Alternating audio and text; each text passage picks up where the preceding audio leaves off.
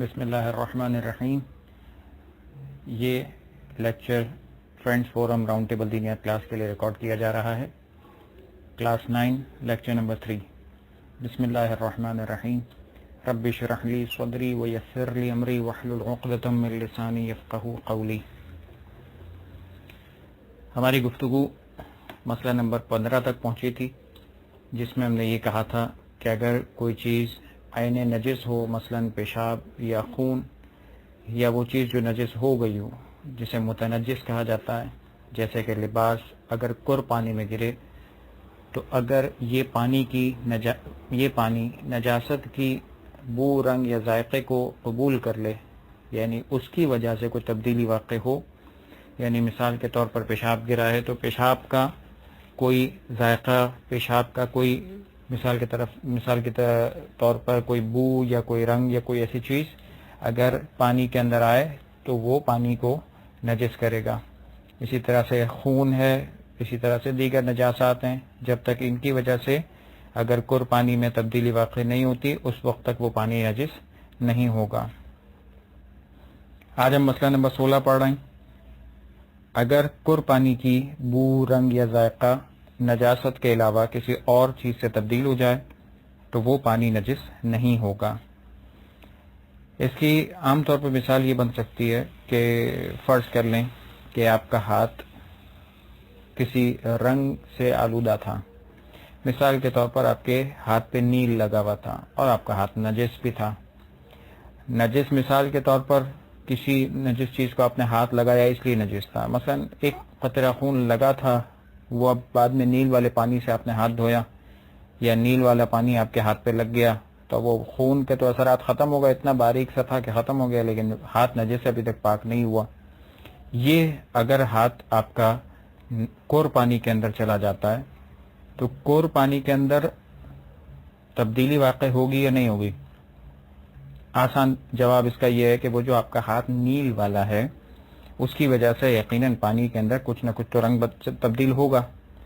لیکن اب سوال یہ ہے کہ یہ تبدیلی نجس چیز کی وجہ سے آئی ہے، نجاست کی وجہ سے آئی ہے، یا اس رنگ کی وجہ سے آئی ہے کہ جو خود پاک تھا اور اس رنگ کی وجہ سے پانی کا رنگ تبدیل ہوا. غور طلب نقطہ یہ ہے کہ یہاں پر اس چیز کی طرف فوکس کرنا زیادہ ضروری ہے کہ جب بھی نجاست کی وجہ سے نجاست کا رنگ، نجاست کی بو، نجاست کا ذائقہ اگر پانی کو تبدیل کرے تب وہ پانی کر ہو تو نجس ہو جاتا ہے. قلیل کی ہم بات نہیں کر رہے ہیں. یہاں پر یہی چیز کو فوکس کر کے سمجھایا جا رہا ہے کہ اگر کر پانی کی بو، رنگ یا ذائقہ نجاست کے علاوہ کسی اور چیز سے تبدیل ہو رہی ہے تو اس سے فرق نہیں پڑے گا چاہے وہ نجاست کے ساتھ ساتھ ملا ہوا تھا. مثلا جیسے میں نے نیل والے ہاتھ کی مثال دی ہے، اس نیل والے کپڑے کی مثال لے لیں یا کوئی اور ایسی چیز کی مثال لے لیں کہ جس میں فرض کر لیں ایک کلر پاؤڈر آپ کے پاس تھا. وہ کلر پاؤڈر مثال کے طور پر اس کے اندر ایک قطرہ خون کا گرا. اب وہ خون کا قطرہ مثال کے طور پہ، اب وہ نیل کے مثال کے طور پہ کچھ حصہ گر گیا آپ کے کور پانی کے اندر، تو خون کی وجہ سے اگر رنگ تبدیل ہوگا تو کیا ہوگا؟ وہ سرخ ہونا چاہیے، جبکہ وہ نیل کی وجہ سے جو تبدیل ہوگا وہ نیلا رنگ ہو جائے گا. تو تبدیلی اگر خون کی وجہ سے آئے تو وہ پانی کو نجس کرتی ہے، اگر خون کی وجہ سے تبدیلی نہیں آئے تو وہ پانی کو نجس نہیں کرتی. یہ بس ذہن میں رہنا چاہیے. اس کی اور بھی بہت ساری مثالیں ہو سکتی ہیں کہ جو پریکٹیکلی ہم دیکھ سکتے ہیں. اسی طرح سے بو کی مثال ہو سکتی ہے، اسی طرح سے ذائقے کی مثال ہو سکتی ہے کہ وہ کسی اور وجہ سے تبدیل ہو رہا ہے تو اس کی بات اور ہے، اور نجاست کی وجہ سے تبدیل ہو رہا ہے اس کی بات اور ہے. بو اور ذائقے کے اندر مثال کے طور پہ کسی بھی خوشبو کو یا کسی بھی بدبو والی چیز کو لیا جا سکتا ہے، یا ذائقے کے اندر کوئی بھی ایسی چیز کو لیا جا سکتا ہے کہ جو اپنے اعتبار سے کوئی ذائقہ، مثال جو کوئی لکڑی ہے جس کے اندر ایک کڑواہٹ موجود ہے، یا کوئی اور ایسی چیز ہے جس کے اندر کوئی ایسی ذائقہ ہے، کوئی ایسی چیز موجود ہے، یا مثال کے اوپر عطر ہے جس کے اندر اپنی کڑواہٹ موجود ہے، کوئی آئل ہے یا کوئی چیز ہے، لیکن نجاست کی وجہ سے تبدیلی نہیں آ رہی، اس آئل کی وجہ سے، اس پرفیوم کی وجہ سے، اس مثال عطر کی وجہ سے یا اس کیمیکل کی وجہ سے کوئی چیز بو پیدا ہو رہی ہے تو اس بو کو ہم معیار قرار نہیں دیں گے. اگر نجاست کی وجہ سے رنگ بو ذائقہ تبدیل ہوگا تب پانی نجس ہوگا. ان کی وجہ سے تبدیل ہوتا بھی رہے تب بھی کوئی مسئلہ نہیں ہے. یہ ہو گیا مسئلہ نمبر 16. اب مسئلہ نمبر 18. اگر فوارے کا پانی ایسے پانی سے متصل ہو جس کی مقدار ایک کر کے برابر ہو تو فوارے کا پانی نجس پانی کو پاک کر دیتا ہے. لیکن اگر نجس پانی پر فوارے کا پانی قطروں کی صورت میں گرے تو اسے پاک نہیں کرتا. البتہ اگر فوارے کے سامنے کوئی چیز رکھ دی جائے جس کے نتیجے میں اس کا پانی قطرہ قطرہ ہونے سے پہلے نجس پانی سے متصل ہو جائے تو نجس پانی کو پاک کر دیتا ہے. اور ضروری یہ ہے کہ فوارے کا پانی نجس پانی سے مخلوط ہو جائے. یہاں پر ایک نقطہ پہلے سمجھنا ضروری ہے کہ جب بھی ایک قلیل پانی جو نجس ہے یا ایسا پانی کے جو آپ کے سامنے موجود ہے وہ نجس ہے، اگر اس کو آپ پاک اور پانی کے ساتھ ملا دیں تو کیا ہوگا؟ تو ملا دینے کا نتیجہ یہ ہوگا کہ یہ مل جانے کے بعد اب کر کا حکم رکھے گا. مثال کے طور پر آپ کے پاس ایک جگ میں پانی ہے، وہ جگ کا پانی قلیل شمار ہوتا ہے. ایک بالٹی میں پانی ہے، وہ بالٹی کا پانی قلیل شمار ہوتا ہے. لیکن جو آپ کے سوئمنگ پول میں پانی ہے وہ کر پانی ہے، بلکہ کئی کر پانی ہے. اگر مثال کے طور پر بالٹی کا پانی نجس ہو بھی جاتا ہے تو اس پانی کے نجس ہو جانے کے بعد اگر آپ اس بالٹی کو اگر وہ سوئمنگ پول کے اندر ڈال دیتے ہیں تو کیا ہوگا؟ قاعدہ قانون وہی رہے گا کہ اوپر جیسے بیان ہوا کہ نجاست کی وجہ سے اگر کوئی رنگ بو یا ذائقہ تبدیل ہوا تو کر پانی نجس ہوتا ہے ورنہ نہیں ہوتا. ہوگا کیا؟ یہاں پر یہ پانی جو نجس تھا اس کے اندر تو ویسے ہی مثال کے طور پر کوئی رنگ و ذائقہ وغیرہ کچھ نہیں تھا. اب یہ پانی اس کے اندر مکس ہوا تو کیا ہوا؟ وہ کر پانی سے اتصال کی وجہ سے، مل جانے کی وجہ سے یہ قلیل پانی بھی اب اس کا حصہ بن گیا تو اب کر کا حصہ ہو گیا. اب یہ بھی کر کے حکم میں آ گیا. جب کر کے حکم میں آ گیا تو یہ پانی اب پاک شمار کیا جائے گا. یہ مسئلہ اگر آپ ذہن میں رکھیں تو اب آپ کے لیے یہ مسئلہ سمجھنا آسان ہوگا. مسئلہ نمبر 18 کہ اسی طریقے سے اگر ہم کسی بھی کر پانی سے متصل کوئی نلکا ہو، کوئی پائپ ہو، کوئی مثال کے طور پر شاور ہو، کوئی فوارے کی کوئی چیز ہو، کوئی بھی چیز ہو، اب یہ تمام وہ چیزیں ہیں کہ جو کر پانی سے متصل کرنا ہے، یعنی اٹیچ کرنا ہے. بالکل اسی طرح جیسے آپ کا ایک کرنٹ کیسے الیکٹریسٹی کو پاس کرتا ہے. آپ ایک تار کو ایک جگہ پہ لگائیں جہاں کرنٹ آ رہا ہے اور دوسری جگہ پہ لگائیں جہاں کرنٹ آپ کو لگانا ہے، تو کیا ہوتا ہے؟ جیسے ہی آپ دونوں چیزوں کو کنیکٹ کرتے ہیں وہ وہاں کا کرنٹ یہاں پہ فوراً پہنچ جاتا ہے. بس سمجھنے کے لیے اس طرح کی مثال آپ ذہن میں رکھیے کہ کر پانی سے متصل اگر کوئی لائن آ رہی ہے، مثال کے طور پر آپ کے گھر کے اندر یا آپ کے بلڈنگ کے اندر ایک ٹینک ہے، گھر کے اندر یہ بلڈنگ کے اندر ایک ٹینک ہے، اس ٹینک کے اندر کر پانی ہے.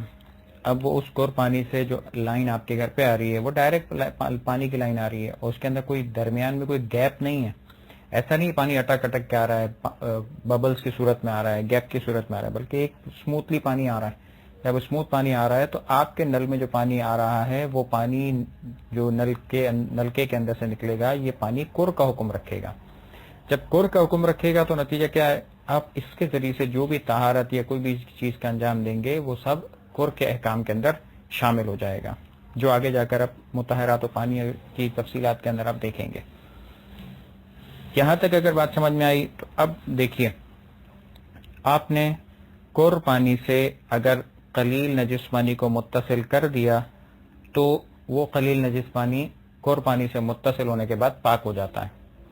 جیسے ہی پاک ہونے کی بات آئے گی تو اس نل کے ذریعے سے اگر آپ نے کسی نجس پانی کو متصل کر دیا تو اس متصل کرنے کے بعد وہ نجس پانی کیا ہو جائے گا؟ پاک. لیکن اس کے اندر ایک شرط بھی آخر میں بیان ہوئی ہے کہ ضروری یہ ہے کہ فوارے کا پانی نجس پانی سے مخلوط ہو جائے. یعنی یہاں فوارے کی مثال دی، اس کو ہم بعد میں دیکھتے ہیں کہ جیسے ہی نل کا پانی یہاں سے ملنے کو کہتے ہیں متصل ہونا. مخلوط ہونے کا مطلب یہ ہے کہ اتنا گرے کہ وہ پانی اور یہ پانی ایک پانی شمار ہو، اتنا مل جائے. ایسا نہیں ایک سیکنڈ کے لیے آپ نے ٹچ کیا اور وہ متصل ہوا. متصل صرف ٹچ کرنے والی بات نہیں ہے، بلکہ اتنا پانی ایک دوسرے کے ساتھ مکس ہو جائے، جس کو ہم مخلوط ہونا، مکس ہونا کہیں. تو اگر مخلوط ہونا بھی ضروری ہے تو اب اگر اتنا ہو جائے تو یہ نجس پانی کو پاک کر دے گا۔ اب نل کی مثال سمجھ میں آ گئی، لائن کی مثال سمجھ میں آ گئی۔ اب ان دو چیزوں کو مثال سمجھنے کے بعد اب آپ دیکھیے کہ اگر شاور ہے مثال کے طور پہ، جس کو آپ فوارہ کہتے ہیں، اب فوارہ چاہے زمین سے یوں نیچے سے اوپر جانے والا ہو یا اوپر سے نیچے آنے والا شاور ہو، کوئی بھی ہو، دونوں کو سمجھانے کے لیے جو بات سمجھنے کی بات ہے وہ ایک ہی ہے۔ شاور میں کیا ہوتا ہے؟ پانی قطروں کی صورت میں ڈیوائیڈ ہوتا ہے، پانی مختلف چھوٹی چھوٹی باریک باریک نالیوں سے نکل رہا ہوتا ہے، جس کو آپ شاور کہتے ہیں۔ اب اگر وہ قطروں کی صورت میں آ رہا ہے یا وہ پوری لائن کی صورت میں آ رہا ہے، یعنی مل کر پانی ایک جگہ پہ آ رہا ہے، اگر مل کر پانی آ رہا ہے تو یہ کہلائے گا کور سے متصل، تو وہ کور کا حکم رکھتا ہے۔ اگر وہ قطرے قطرے بن کر آ رہا ہے تو اس صورت میں ہوگا قلیل، کیونکہ کور سے جیسے ہی الگ ہوا وہ قلیل ہو گیا، اور قلیل پانی کا حکم الگ ہے۔ تو یہی بات سمجھائی جا رہی ہے کہ اگر جب بھی نجس پانی کے ساتھ متصل کریں گے آپ کور پانی کو، تو فوارہ ہو، شاور ہو، کوئی بھی ہو، اس پانی کو قطرہ ہونے سے پہلے یعنی اس طرح سے وہ شاور اپنی جگہ سے پانی نکالے کہ جس کے بعد وہ بغیر قطرہ بنے اس نجس پانی سے مل جائے، مکس ہو جائے، متصل بھی ہو جائے اور مکس بھی ہو جائے۔